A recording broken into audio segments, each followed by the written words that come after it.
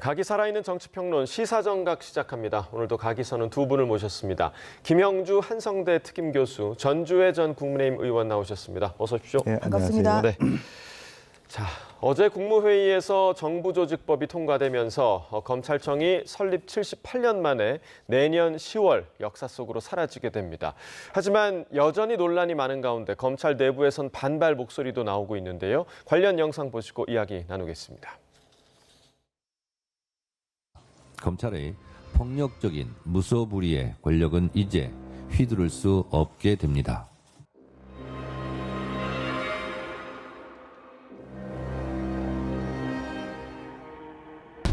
대검찰청 중앙수사부는 16대 대통령 선거 불법 정치자금 수사를 진행했습니다. 권력의 정점뿐 아니라 대기업 총수들도 비자금 의혹과 분식회계 등의 혐의로 검찰 포토라인에 서야 했습니다.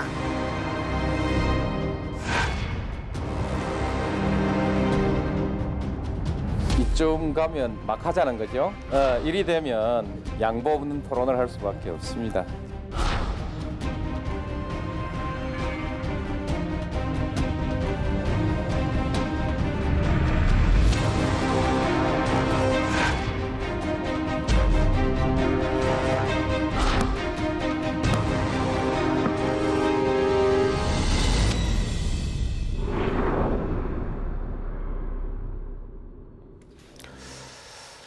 자, 이번 검찰청 폐지 결정과 관련해서 자업자득이다 이런 평가도 있고 이렇게 한 번에 없애도 되는 거냐 이런 우려의 목소리도 있습니다. 일단 두 분 어떻게 좀 바라보고 계세요? 기본적으로 지난 78년 동안의 검찰은 사실은 공과 가가 있다고 해야 되겠죠. 여러 가지 어떤 과의 문제 혹은 방금 우리가 화면으로 봤습니다마는 강금실 장관 때 노무현 대통령 검사와의 대화에서 그렇게 현장에서 그렇게 버티기는 모습들을 국민들이 보면서 또 최근에 기동민 의원 같은 분들의 어떤 재판 결과들을 보면서 묻지마 시기의 기소 또 혹은 끝까지 이렇게 말하자면 그 기소를 한 결과들을 받아들이면 포기를 해야 되는데 될 때까지 가는 이제 그런 부분들이 일정 정도 자업자득인 측면도 없지 않아 있습니다. 그러나 하나의 국가 유기체로 봤을 때 검찰이라고 하는 것이 과만 있냐 하면 그렇지 않고 또 그런 검찰이 해왔던 유능성 또 그런 것들을 경찰이 지금 바로 해낼 수 있는지 그래서 결과적으로는 오히려 고소고발 당한 국민들이 재판기간이 길어진다든지 수사기간이 길어지는 국민들의 피로감과 문제점도 지켜봐야 될 지점이고 이렇게 갑작스럽게 다 없앤다라고 하는 것도 저는 좀 앞으로 이게 어떤 그 말하자면 위헌의 문제 그러니까 검찰청은 말하자면 위헌 아니더라도 검사라고 하는 용어에 대한 어떤 부분에 있어서는 쟁론이 있을 수 있기 때문에 과연 현재 정청래 당대표가 행하는 어떤 검찰개혁이라고 하는 것이 과유불급이라든지 이런 형태의 결과가 나올까 싶어서 좀 걱정이 됩니다. 네, 유예기간 1년 동안에 우려되는 지점도 함께 좀 짚어주셨고요. 물론 공이 있던 것도 분명하지만 과가 더 컸기 때문에 이걸 지금 자업자득이다라고 얘기하는 그런 일각의 주장도 있는 거 아니겠습니까? 어떻게 좀 보십니까? 과가 있다고 해서 폐지를 하는 것은 이것은 너무 지나친 거죠. 저는 이재명 대통령을 비롯한 현 정부 그리고 민주당의 밑보인 검찰이 결국은 보복성 폐지를 당했다. 이렇게 생각할 수밖에 없습니다. 뭐냐면은 분명히 지금도 대한민국에서 범죄가 일어나고 있죠. 절도 범죄도 있고 또 어떤 성범죄도 있을 수 있고 그리고 특히 마약 범죄 이런 것은 지금 대한민국에서 범죄의 수가 굉장히 급증하고 있지 않습니까? 사실 이러한 순기능이 있습니다. 이러한 범죄자를 수사를 해서 처벌을 받게 하고 그래서 사회에서 이런 범죄가 발생하지 않게 그렇게 하는 그러한 순기능적의 검찰의 기능이 있는 것인데 이것을 기소만 해라. 수사는 지금 경찰이나 지금 중대 수사청이 하겠다. 결국 이것은 이제 검찰의 수사권을 뺏는 거잖아요. 이제 그렇게 되면 뭐 대한민국은 범죄자가 활개치는 사회, 그리고 범죄 피해자들은 피해받는 그런 사회가 될 수밖에 없습니다. 과연 이런 것이 자유민주주의와 법치에 저는 굉장히 그 중요한 부분을 흔드는 것이기 때문에 이 법이 오늘 어제 국무회의를 통과를 해서 공포가 됐습니다만 예. 사실 사회적 논의, 충분한 그런 78년의 검찰을 폐지할 것인가에 대한 사회적 논의가 있었어야죠. 그런데 너무 이것이 뭐 추석 선물이라고 하면서 너무 이 추석 명절 전에 해야 된다는 이러한 너무 이제 속도를 급비치를 올린 좀 그런 점이 굉장히 좀 아쉬운 그런 부분이라고 네. 생각합니다. 자, 순기능이 많았음에도 불구하고 검찰이 보복성 폐지를 당했다라고 평가를 해주셨는데 지금 특검에 파견돼 있는 검사들 말이죠. 계속해서 왜냐하면 친정이 지금 없어지는 셈이니까요. 그런 목소리들, 그러니까 원대 복귀를 요청하는 그런 목소리들을 내기도 했는데 수사권을 뺏어놓고 특검 수사는 확대하는 거 이거 모순 아니냐 이런 입장이거든요. 어떻게 좀 들으셨습니까? 아무래도 지금 이제 특검에 파견된 검사들 김건희 특검만 하더라도 40여 명이 예. 되는데 그분들의 입장이 참 공공할 것으로 보여집니다. 사실은 자기 친정집이 없어지는 상태에서 속도감 있게 혹은 강한 힘을 가지고 수사해 간다는 게 본인들이 느끼기에도 혼란스럽고 매우 모순적인 그런 측면들이 없지 않아 있어 보입니다. 그러니까 검찰 내부에서도 특검에 가 있는 사람들은 마치 이 친정부적인 인사처럼 느껴지게 되는 예. 본인의 의지와 상관없이 이제 그런 것이 내부적 갈등으로 보여지고 또 다른 사람들은 이미 자기 동기들도 나 이걸 받아들일 수 없다 해서 옷을 벗는 사람들도 있을 부분이 있기 때문에 매우 혼란스럽습니다. 따라서 결과적으로는 이와 같은 그 추석 전에 이와 같은 정광석과 같은 결과들이 오히려 그나마도 빠른 결정을 하고 수사를 마무리 지어야 되는 특검의 힘을 빼는 역효과를 낼 수 있지 않느냐. 이런 면에서 저는 굉장히 우려가 됩니다. 이렇게 되면 오히려 최소한의 내란 특검, 최상병 특검, 김건희 특검 이런 부분도 허지부지하고 전체적으로 말하자면 검사 자체가 굉장히 일체감이 강한 조직이기 때문에 내부 반발이 확대됐을 경우에 오히려 정권에게 부담이 되는 그런 결과 그리고 또 특검의 어떤 원래 출발 목적을 제대로 달성하지 못하고 마무리되는 이제 그런 부분들이 없지 않아 있을 것 같아서 굉장히 좀 신경이 쓰이고 더군다나 특검이든 일반 검찰이든 간에 검찰이라고 하는 것은 수사에서 재판장에게 결과를 요구할 뿐이지 그것이 내란 특검이든 무슨 특검이든 간에 결과로 재판부가 어떻게 볼 것이냐는 또 다른 문제입니다. 따라서 이것이 단순히 그동안의 78년 동안의 공과의 문제가 아니라 단기적인 관점에서 특검에게도 상당히 악영향을 끼칠 것이다. 그렇게 보여집니다. 네. 자, 특검 파견 검사들의 반발 속에 민주당 박지원 의원 이 반발하고 있는 검사들을 향해서 법무부 징계를 언급하기도 했습니다. 그 내용을 들어보겠습니다. 특검에 파견당한 검사로서 공직자로서 있을 수 있는 일이에요. 그렇기 때문에 저는 법무부 장관이 강한 감찰에서 징계해야 된다. 조치해야 된다.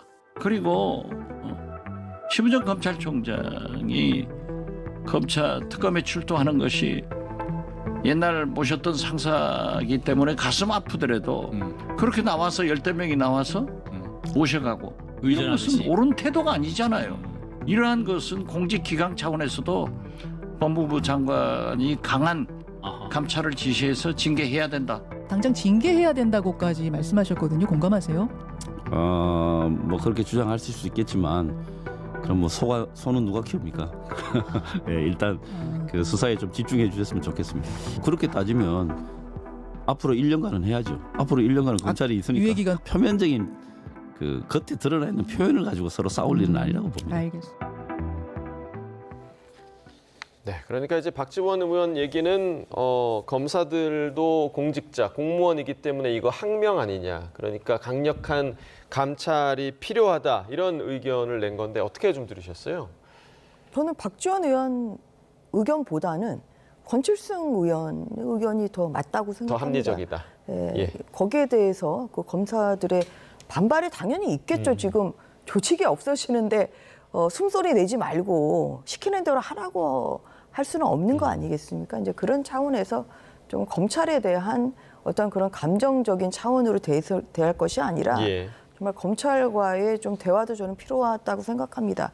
어떤 그런 검찰 총장, 직무대리를 비롯한 어떤 그런 고위 강부들이 아니라 일선 검사들과의 그런 대화도 저는 필요하다고 생각하고 있고요. 그리고 지금 김건희 여사 특검에 40명의 지금 예. 검사들이 파견되어 있고 수사관도 있고요. 그리고 3개 특검에 지금 합치면 110명의 검사가 파견이 나가 있습니다. 근데 최근에 또 특검 기간이 연장되는 그런 특검 기간 연장법이 국회에서 또 민주당의 일방적인 주도로 또 가결이 되다 보니 특검에서 지금 수사해야 되는 기간이 굉장히 늘어난 예. 상황입니다. 지금 그 검사들의 말이 저는 조목조목 일리가 있다고 생각하는 게 이제 수사와 기소가 분류가 되고 있는 판에 지금 특검은 2개를 다 해야 하는 것이 이것을 좀 불합리하다. 이런 것이고요. 두 번째는 저는 검사로서의 책임을 다하게 해달라 이거죠. 왜냐하면 이 검사들이 그 소속돼 있는 검찰청에서 파견돼서 특검 수사를 하다 보니 본인이 하고 있던 그런 민생 사건 지금 이 수사를 못 하고 있습니다. 예. 그리고 이것을 또 다른 검사들이 나눠서 하다 보니까 민생 사건에 대한 지금 수사가 지체되고 있거든요. 특검에 집중되다 보니까 억울한 그런 국민들이 지금 피해받고 있는 예. 이 민생 사건이 지금 적체가 굉장히 눈덩이처럼 불어나고 있어요.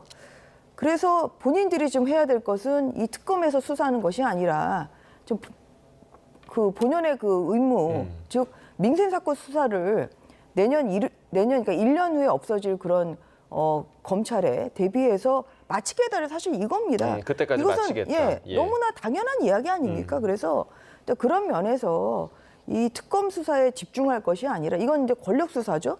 그리고 어떻게 보면은 정말 그 전 정권에 대해서 아주 무차별이고 가혹하게 그 정도로 지금 수사를 하고 있습니다. 그리고 국민의힘에도 여러 차례 좀 압수수색이 되고 있는 그런 상황이고 국민의힘 의원들도 또 여러 차례 참고인이나 지금 피의자로 조사를 받고 계신데 이러한 그 어떻게 보면 보복적인 수사는 멈추시고 국민들에게 이 검찰을 좀 돌려주시면 좋겠다. 저는 이런 말씀을 드리고 싶습니다. 지금 조금 전에 이제 김 교수님께서는 특검 수사에 영향이 있을 것이다 이렇게 좀 전망을 해주셨는데 지금 사실상 굉장한 동요가 일어난 거잖아요. 특검 내부에서. 그렇다면 앞으로의 특검 수사에 당연히 영향이 있지 않을까요? 영향이 당연히 보세요? 있죠. 예. 그래서 그런 차원에서 박지원 의원이 매를 들기보다는 매우 징계를 하라 이렇게 매를 드는데 특검 지금 나가 있는 검사들이 거기에 눈 하나 깜짝하겠습니까? 이제 그런 것보다는 좀 더 냉철하게 이 사태를 보고 검사들과의 어떤 대화라 아니면 또 1년 후에 지금 가장 중요한 것이 보안 수사권을 줄지 말지거든요. 이런 부분에 있어서 일선의 현재 검사들의 좀 이야기를 경청하려는 그런 노력이 많이 저는 필요한 시점이라고 생각합니다. 예. 자, 검찰청 폐지 내용이 포함된 정부조직법 개정안이 의결된 어제 국무회의에서 또 이재명 대통령은 검찰이 기계적인 항소 또 상고 관행을 지적하면서 작심 발언을 하기도 했는데요. 야당 반응까지 같이 함께 들어보겠습니다. 마음에 안 들면은 혹시 죄가 있을 가능성이 조금 있다 싶으면 기소해가지고 고통 주고 또 자기 편이면은 죄가 명확한데도 봐주고 하여튼 이 기준이 다 무너졌지 않습니까? 검사들이 대도 않는 거 기소해가지고 무죄 받고 나면 면책하려고 항소하고 면책하려고 상고하고 그러면서 국민들한테 고통 주는 거 아니에요? 이걸 왜 이렇게 방치합니까? 대통령이 진짜 그쪽 표현대로 하면 대통령이 뭐라고 이런 기본적으로 우리 헌법에 아주 뚜렷하게 명시되어 있는 삼심제도의 취지에 반하는 발언을 하느냐. 아니 1심과 2심이 똑같으면 그러면 삼심제를 뭐더러 합니까? 그냥 단심제로 하고 단심제도 마음에 들지 않아서 사법부를 저렇게 망가뜨릴 거면 소위 원님 재판하면 되죠. 선출 권력이 재판하면 되죠. 네, 어제 국무회의에서 이 주제를 가지고 정성호 법무부 장관과 한참을 좀 이야기를 나누는 장면이 있었습니다. 항소와 상고제도와 관련한 이야기였는데 이 이야기는 좀 어떻게 들으셨어요? 글쎄요, 지금 이제 뭐 그동안에 했던 관행에 대한 질타였다라고 보여지고 있고 이 문제에 대해서는 사실은 검찰청 폐지보다는 이제 검찰들의 승진 제도의 조정. 예컨대 과거부터 예컨대 큰 인물을 잡아놓으면 점수를 잘 따고 하는 것이기 때문에 인지 사건들이 많지 않았습니까? 작은 사건도 결과적으로 자기가 승진하기 위해서 무리한 기소를 하게 하는 이런 연관고리를 끌어내는 게 나는 더 중요하다고 보여지거든요. 그러니까 실제적으로 국민의 입장에서 어떤 자기가 어떤 소신껏 범죄가 될 경우에 뭐 3심제의 문제가 아니라 2심제, 3심제의 문제가 아니라 자기가 좀 더 승진하기 위해서 무리하게 정치인들에게 제가 안 되는 것도 사실은 기소 범위를 뛰어넘게 깊이 있게 인지 수사를 통해서 뭐 예를 들어서 기동민 의원 얘기를 해봅시다. 양복 환불을 받았다. 그거 가지고 실제적으로 다 엮어서 했는데 다른 뭐 김영춘 전 장관 포함해서 아무리 봐도 판사가 입장했을 때 이것은 그런 원래 했던 곳에 있어서 신빙성이 없어 보이는 수첩 하나를 가지고 다 때려잡는 그런 형태가 있었거든요. 그런 부분들을 어떻게 없앨 것이냐에 대한 제도적 연구가 필요한 거 아닌가 그렇게 보여지고 대통령이 그렇게 말씀하시면 그런 기본적인 합법적 2심, 3심 제도 전체를 가지고 문제 삼는 것은 좀 법에 안 맞고 따라서 정성호 장관도 사실은 법무부 장관으로서 충분히 그에 대한 어떤 쟁론이 필요했다 그렇게 보여집니다. 자, 지금 김 교수님은 검사들의 승진 제도에 대해서 다시 한번 좀 고민할 필요가 있다라고 얘기를 해주셨고 어제 이 얘기가 있은 후에 이제 장동혁 대표 같은 경우는 이 대통령 본인의 이제 공직선거법 사건을 들어서 검찰이 상고를 못하게 만들려고 하는 거 아니냐 이렇게 또 비판을 하더라고요. 어떻게 보십니까? 저는 이 대통령의 발언이 굉장히 위험하죠. 왜냐하면 1심, 2심이 다 사실심입니다. 그리고 판사도 사람이기 때문에 어떤 그런 정확성이나 뭐 신이 아닌 이상 어떤 오류를 범할 수도 있는 거죠. 그래서 장치를 이제 만드는 것이 이제 3심제고 그 중에서 1심과 2심은 사실 판단하는 기관입니다. 근데 이 대통령의 말은 1심에서 무죄가 이제 선고되면 무죄가 선고되면 항소할 수 있는 건 검찰밖에 없어요. 그렇잖아요. 근데 검사가 항소하지 말라는 겁니다. 그러면 1심에서 종결이 돼버리는 거죠. 그러니까 이제 그렇게 되면 이런 뭐 범죄 피해자들이 아무리 이제 항소를 원한다고 해도 검찰이 항소권을 가지고 있기 때문에 결국은 이게 1심에서 그냥 종결되는 그런 상황이 되는 겁니다. 그래서 2심으로 되어 있는 이 사실 판단심을 이것을 대통령의 한마디로 바꾸라는 거 아니겠습니까? 저는 굉장히 위험한 발상이라고 생각합니다. 그리고 어제 이 대통령이 이런 말씀도 하셨어요. 10명의 범죄자를 놓치더라도 한 명의 억울한 사람 없게 해야 한다. 사람 없게 해야 된다고 하는데 저는 10명의 범죄자도 놓치면 안 되죠. 그렇지 않습니까? 그런데 이 한 명의 이 억울한 사람을 만들지 않기 위해서 무죄난, 1심에서 무죄난 선고된 거는 다 항소하지 말아라. 저는 이것은 이 사법부의 3심 제도의 근간을 흔드는 발언일 뿐만 아니라 지금 이재명 대통령이 위증교사죄가 지금 1심에서 무죄 선고되셨잖아요. 그래서 2심에 가 있는데 지금 추정 중에, 그러니까 아직 재판은 지금 중단 중이란 말이에요. 중단됐죠. 그러니까 이렇게 본인이 지금 1심 무죄가 나와서 2심 가 있는 상태에 있는 대통령이 이런 발언을 하는 것을 들으면 국민들은 그 본인 무죄 때문에 그러나 이런 생각을 안 할 수가 없습니다. 그래서 이러한 발언은 국무회의에서 국민에게 들으라고 하시는 발언으로 들립니다만 굉장히 위험한 발상이시고 그런 생각은 저는 거두셔야 된다 이런 말씀을 드립니다. 자, 위험한 발언이다 이렇게 얘기를 해주셨고요. 그리고 어제 또 당정이 배임죄 폐지를 공식화하기도 했습니다. 이를 두고도 야당의 반발이 상당한 상황인데요. 그 내용도 함께 보고 오겠습니다. 대통령이 직면하고 있는 대장동 비리 의혹, 백현동 비리 의혹, 그리고 법인카드 관련된 범죄 모든 것들이 다 배임죄는 업무상 배임죄입니다. 그거 없애자고 하는 것 아닙니까? 그거 없애자고 배임죄 폐지하자고 하는 거 보면 저는 이 자체가 국민께 그 모든 범죄 사실이 유죄라는 것을 스스로 자백한 거라고 생각합니다. 박수를 쳐드려야겠네. 사법부 시스템이든 국가는 어떻게 망가지든 이재명 한 사람 구할 수 있으면 기존의 대한민국의 모든 사법 시스템을 망가뜨리겠다라고 하는 것인데 대표가 돼서 욕은 못하고 신박한 발상에 박수를 보냅니다. 배임죄를 없애야 된다. 이러면 모든 배임죄가 다 없어지고 대체입법도 없는 것처럼 이야기가 사실 시중에서 돌고 있지 않습니까? 일단 전혀 그게 아닙니다. 한동훈 전 대표는 만약 이재명 대통령이 절도죄나 살인죄 재판 받고 있었다면 절도죄나 살인죄도 없애자고 했을 거다 이렇게 직격했습니다. 말도 안 되는 소리죠. 그게 뭐 과연 상식적인 이야기가 아니잖아요. 그냥 뭐 정치 공세를 하는 이야기니까 못 들은 걸로 하겠습니다.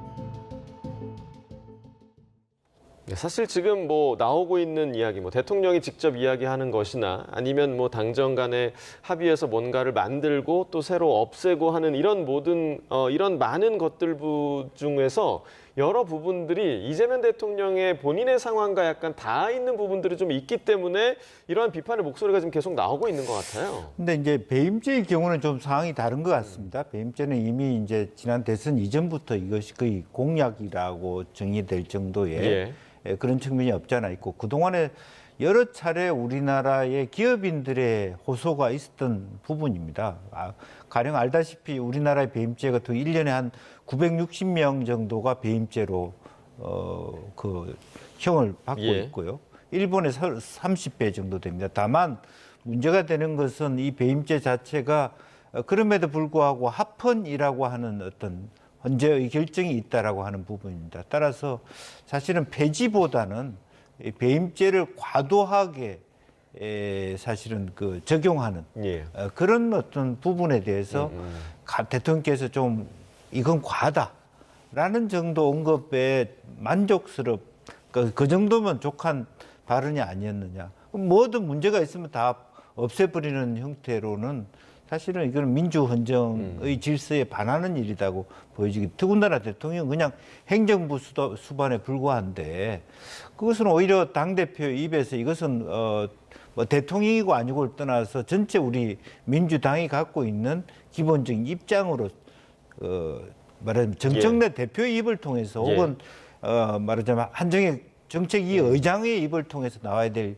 얘기가 아닌가. 근데 자꾸 대통령 입을 통해서 나오니까 지금 뭐 한동훈 대표처럼 대통령이 받고 있는 형이 배임죄가 되니까 이걸 없애려고 한다. 이렇게 오더를 내리는 것 같은 느낌을 줘서 결과적으로 별로 좋은 반응을 얻지 못할 것이다. 그렇게 보이죠. 그러니까 이제 지금 이 얘기가 나오는 거는 많은 그 시청자 여러분들도 그렇고 그럼 배임죄가 아예 다 없어지는 건가 이렇게 생각을 하는데 조금 전에 권칠승 의원 같은 경우는 당연히 대체입법이 있지 않겠냐 이렇게 얘기를 하고 있습니다. 이 부분 좀 어떻게 들으셨어요? 그러니까 형법에 있는 배임죄는 일단 폐지를 하겠다는 겁니다. 오늘 언론 보도를 보면. 네, 그리고 뭐 다른 이제 법으로 형법이 아닌 다른 법을 통해서 배임죄를 처벌하는 그런 조항을 신설하겠다 지금 그런 거거든요. 근데 이제 그렇게 되면은 어떤 상황이 되느냐.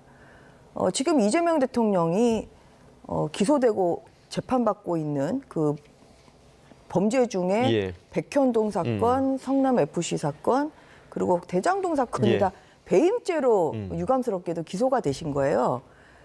그러니까 근데 형법상 배임죄 위반으로 기소가 되신 건데 이게 폐지가 되면은 면소가 될 수밖에 없거든요. 그래서 국민의힘에서는 이재명 대통령 면소법이다. 면소를 하기 위해서 지금 배임죄를 폐지를 하는 거다. 이렇게 지금 그 비판을 하고 있습니다.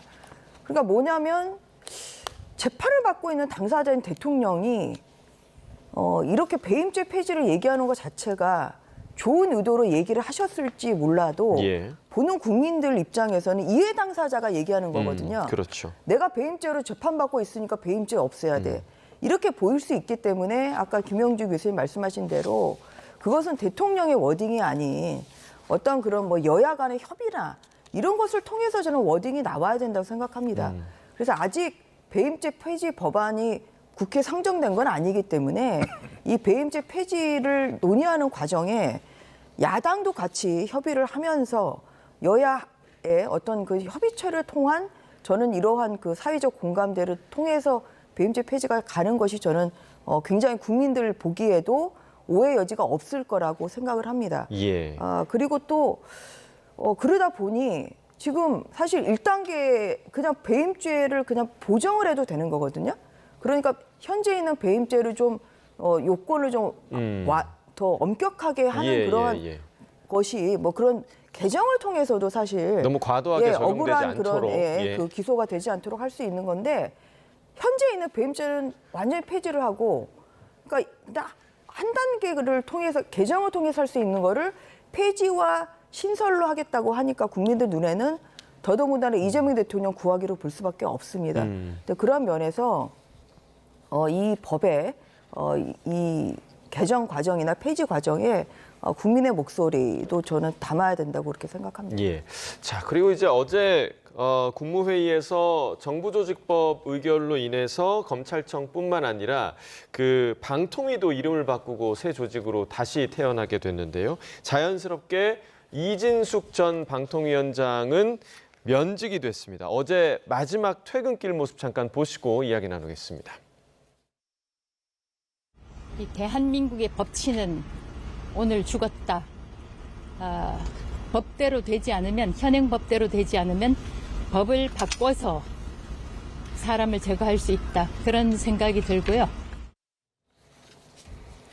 자, 어제 마지막 퇴근길 모습이었는데 일단 헌법 소원을 예고했습니다. 그러니까 이 받아들여질 가능성에 대해서는 좀 어떻게 좀 보세요? 글쎄요, 뭐 이것은 뭐 조금 냉철하게 볼 필요 있습니다. 헌법 소원을 하더라도 결과적으로 이 입법부에서 요건을 갖춰서 개정하는 부분에 대해서는 헌법 소원이 받아들일 가능성이 그렇게 높지는 않아 보입니다. 그러나 이것은 하나의 개인적인 어떤 투쟁의 영역이 아닌가. 예. 본인 스스로가 뭐 보수의 전사다 이렇게 얘기하니까 이대로 물러나지는 않겠다는 의지로 보여지는데 그거하고 실제로 정부조직법 개편에 의해서 이름을 바꾸고 뭐 형태를 바꾸고 가는 것은 사실은 뭐 여당이 할 수 있는 일이다 그렇게 보여집니다. 예. 사실 이번 그 과정을 통해서 이진숙 전 위원장이 계속해서 스포트라이트를 받기는 했습니다. 그러니까 이후에 정치적으로 어떤 행보를 보일 것인가. 왜냐하면 대구시장 얘기도 상당히 좀 많이 나왔었고요. 어떻게 좀 예상하십니까? 지금 이제 헌법 소원을 하겠다고 얘기를 하시니까 일단 헌법 소원 준비에 최선을 다하실 걸로 생각합니다. 예. 저는 이번에 그 정부조직법에서 방통위를 폐지하고 방송미디어통신위원회로 미디어라는 중간 말만 들어갔어요. 예.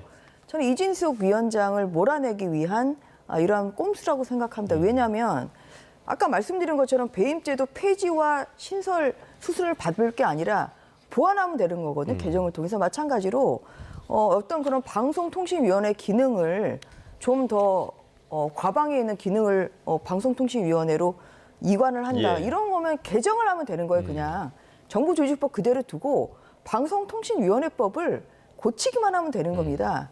그런데 이 법 내용을 보면 방송통신위원회 직원은 신설된 방송미디어통신위원회의 직원으로 본다 이렇게 돼 있어요. 네, 그대로 가고요. 그래서 다 고용은 다 승계가 되는 네. 것이고 물러나는 사람은 단 한 명 이진숙 방통위원장이거든요. 그러니까 결국은 이제 그 민주당이나 정부가 KBS나 MBC 같은 뭐 이러한 그 방송을 장악하기 위한 걸림돌이 이진숙 방통위원장이었기 때문에 결국 방통위원장을 물러나게 하는 그런 합법적인 방법으로 강구한 것이 저는 이 방송미디어통신위원회 신설이라고 봅니다. 이제 그런 면에서 위헌적인 요소는 있습니다만 한편으로는 또 헌법재판소에서 6명 이상의 재판관이 위헌이라고 판단을 해줘야 되는데 지금 헌법재판소 상황이 녹록치는 않습니다. 성향이나 뭐 이러한 것으로 봤을 때 민주당 성향이나 뭐 아니면 그런 그 코드 인사적인 그런 재판관들이 많기 때문에 확률적으로 봤을 때는 사실 위헌성이 다분히 있습니다만 헌법 소원에서 위원 결정을 받기는 쉽지는 않다. 좀 그렇게 생각합니다. 네, 두 분 모두 받아들여질 가능성 쉽지 않다라고 전망을 해주셨고요. 자, 다음 주제로 좀 넘어가 보도록 하겠습니다. 최근에 국민의힘이 통일교와 유착 관계가 있다. 이 의혹에 대해서 특검이 조사 중인데 민주당에서도 비슷한 의혹이 나왔습니다. 국민의힘 진종호 의원의 폭로에 민주당이 발칵 뒤집혔는데요. 오늘 아침 추가 입장을 내놨습니다. 그 모습 보고 오겠습니다. 저희 의원실에 제보된 녹취록에 따르면 더불어민주당 소속 서울시 문화체육관광위원회 김모 위원장이 특정 종교단체 신도 3,000명의 개인정보를 확보해서 그들을 권리당원으로 만들기 위해 6개월 동안 당비를 대납하겠다며 제보자를 회유하는 내용입니다. 민원을 듣는 과정에서 사격연맹 장정희 부회장이 먼저 선거 때 사람 모집 힘들지 않느냐. 내가 관리하는 회원이 3,000명이다. 의원님 내년 선거에 도움을 줄 수 있다고 이야기했습니다. 저는 사격연맹 장정희 부회장에게 당원 가입 방법과 절차를 안내했을 뿐입니다. 김경 위원장님, 저희가 자체적으로 다 해드리겠다 회유하지 않으셨습니까? 김민석으로 가시죠. 김민석. 이렇게 강조하지 않으셨습니까? 통일교와 관계가 있다고 들었는데 통일교에서도 명단 받으신 거 아닌지 궁금합니다. 기왕에 탈당하셨으니 조사에 성실히 임하시길 바라겠습니다. 민주당에게 촉구합니다. 이 사안은 민주당 시의원 한 명의 문제가 아닙니다. 꼬리 자르기 멈추시고 몸통을 밝히십시오. 자, 지금 사실 통일교와의 유착관계와 관련해서 민주당이 지금 국민의힘에 정당 해산까지 거론하면서 상당히 밀어붙였던 사안이었는데 지금 역으로 민주당에서 이런 사안이 지금 폭로가 됐단 말이죠. 어떻게 좀 바라보셨어요? 그래서 이것은 뭐 큰 선거가 올 때면 이와 같은 유혹이 있을 수 있고 이와 같은 문제가 있을 수 있는데 우선 이제 선후 관계를 좀 따질 필요가 있습니다. 이것은 그야말로 어떤 자가 발전의 문제인가 아니면 실제적으로 실체가 있는 얘기인가 우선 뭐 점검돼야 될 것 같고요. 두 번째는 김민석 총리께서 직접 이런 서울시의원한테 문화관광이니까 문체위니까 무슨 그 문화 쪽에 이제 종교 담당이 있지 않습니까? 종교기관이나 또 체육회 이런 것을 통해서 말하자면 당원 모집에 들어갔는지 결과적으로는 내년 지방선거 당내 경선용으로 권리당원을 확보하는 그런 오더가 있었는지 이런 부분들을 따져야 될 것 같습니다. 지금 현재 이제 인터뷰를 보니까 어쨌든 이것이 전혀 근거 없는 얘기는 아닌 것 같아요. 그러나 그럼에도 불구하고 어느 수준까지가 실제인지 또 그런 부분에 대해서 다시 한번 좀 체크가 필요한 것 같고 결코 있어서는 안 되는 일이다 이런 말씀드립니다. 지금 뭐 조금 전에 녹취에서 보신 것처럼 김경 서울시의회 의원은 일단은 그런 안내를 한 거는 맞다라고 지금 인정을 한 그런 상황이고요. 그러니까 그게 과연 안내 수준이었는지 본인이 적극적으로 이 부분을 독려를 한 부분인지 이게 사실 문제가 되지 않겠습니까? 어떻게 좀 보세요? 가장 문제되는 발언은 김민석으로 가시죠. 라는 거로 보입니다. 그러니까 앞뒤가 안 맞아요. 그냥 그 가입을 하겠다고 해서 사격연맹 부회장이 가입을 이제 해주겠다고 해서 안내를 했을 뿐이라는 그런 얘기인데 거기에 왜 김민석으로 가시죠라는 말이 왜 나오겠습니까?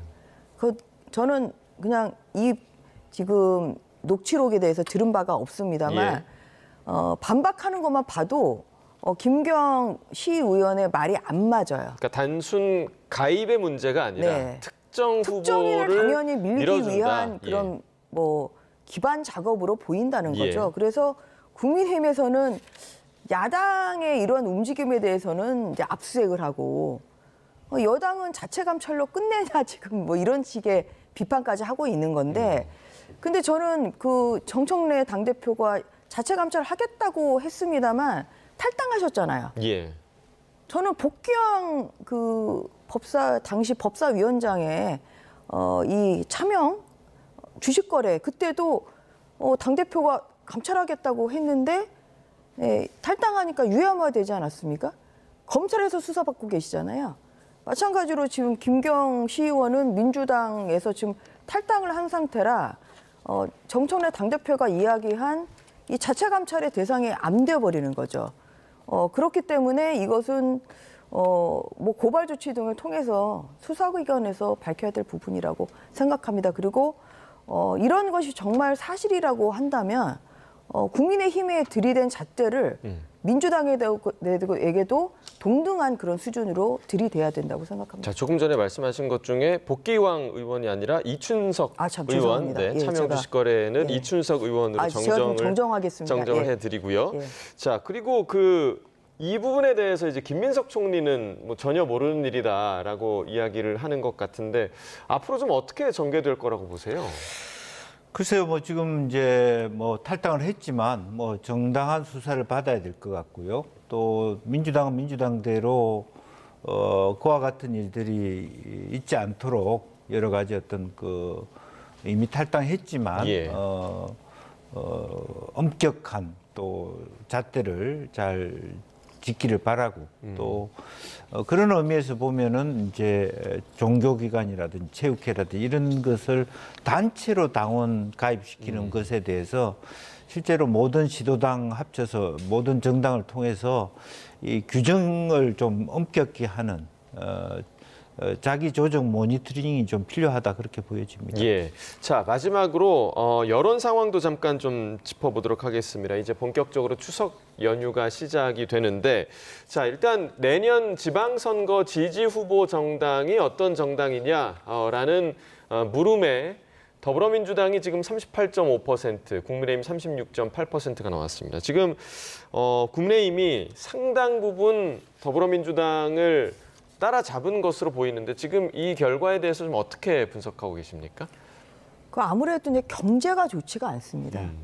저도 어제 저희 강동 지역의 이제 전통시장을 방문을 해서 장도 보고 또 시장 상인들께도 인사를 드렸습니다만 전반적으로 경기가 굉장히 침체돼 있습니다. 사실 그런 것이 물론 국회에서 복잡한 상황, 추미애 이제 법사위원장의 어떤 급발진이랄지, 정말 사상 유례 없는 이런 대법원장 흔들기, 이런 것도 물론 국민들의 눈살을 찌푸리게 하고 있습니다만 경제가 지금 나아지지를 않고 그리고 또 며칠 전에 있었던 이 국가정보자원관리원 이 사태가 아직도 지금 복구가 안 되고 있고 그로 인해서 많은 불편들을 국민들께서 겪고 계시거든요. 그래서 이러한 전반적인 것이 다 아마 반영이 되다 보니까 지지율이 좀 떨어지고 있는 거 아닌가 이렇게 생각합니다. 그래서 사실 국회 상황이 정쟁으로만 가는 것은 저는 정말 민주당의 좀 의회 독재 때문이라고 생각을 하는데요. 민주당이 이재명 대통령의 좀 지지율 제고를 위해서라도 정말 야당에게도 손을 내밀고 좀 협치를 하는 좀 그러한 모습을 좀 보이는 것이 필요하다 이렇게 생각합니다. 지금 말씀해 주신 것처럼 대통령에 대한 국정 지지율도 지금 조금씩 하락하고 있는 그런 상황이거든요. 그러니까 이런 것들을 좀 타개하기 위해서 정부 여당에서 좀 어떻게 좀 해야 하겠습니까? 우선 정부 여당이 지금 현재 당청청이 따로 노는 듯한 느낌 그리고 지나치게 검찰청 폐지 혹은 법사위 파동 이런 것으로 통해서 소위 민생 경제를 외면하는 듯한 이미지. 그러니까 개혁을 하고는 있는데 너무 내란 종식에 집중하고 있어서 지금 아직까지 이제 한미 간의 관세 협정도 마무리되지 않은 상태. 또 국가정보 안보 시스템에 대한 문제점 이런 것들이 추석을 맞으면서도 이번에는 상여금을 받는 회사도 극히 없는 어려운 경제 속에서 조금 이제 당이 너무 강성으로만 가는 것에 대한 반발 이런 것들이 있는 거 아닌가 그렇게 보여집니다. 알겠습니다. 자, 명절 이후에 어떤 변화를 보여줄 수 있을지 좀 기다려 보도록 하겠습니다. 김영주 한성대 특임교수, 전주혜 전 국민의힘 의원과 이야기 나눠봤습니다. 두 분 말씀 고맙습니다.